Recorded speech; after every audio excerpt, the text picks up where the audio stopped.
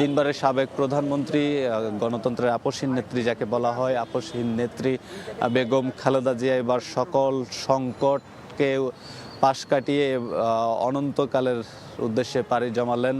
বেগম খালেদা জিয়া রাজধানীর এই ever care হাসপাতালে ভোর 6টার দিকে মারা যান। তার এই মৃত্যুতে আসলে একটি শূন্যতা তৈরি হয়েছে। আপনারা জানেন যে 5 আগস্ট পরবর্তী সময়ে রাজনৈতিক একটি সংকট কিন্তু দেশে দেখা দিয়েছিল। ঠিক সেই সময় বেগম খালেদা জিয়ার যে শারীরিক সুস্থতায় সেটি কিন্তু বেশ গুরুত্বপূর্ণ ছিল বলা যায়।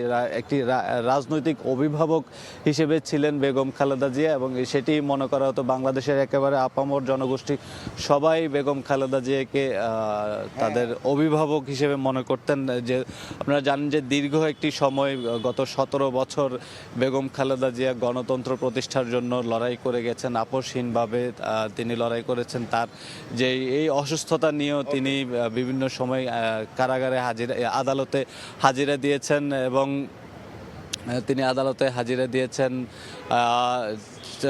তার যে কার্যক্রম, সেই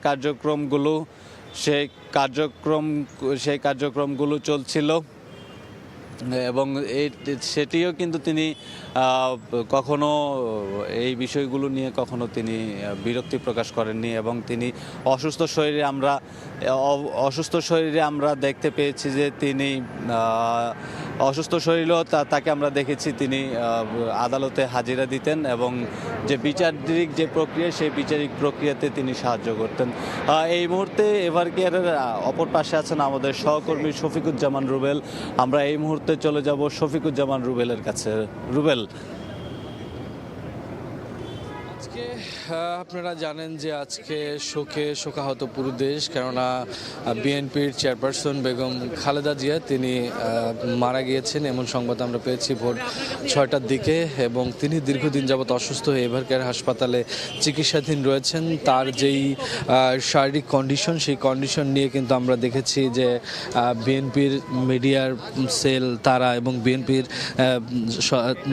যিনি আসলে এই চিকিৎসা বোর্ডে ছিলেন, বিএনপি স্থায়ী কমিটির সদস্য ডাক্তার জাহিদ, তিনিও কিন্তু ব্রিফ করে আমাদের সংবাদ সম্মেলন করে বলেছিলেন যে অত্যন্ত ক্রিটিক্যাল সময় পার করছেন বেগম জিয়া। কিন্তু অবশেষে আমরা যেটা জানতে পেরেছি সকালে ভোরবেলায় যে খালেদা জিয়া তিনি আসলে পরলোকগমন করেন।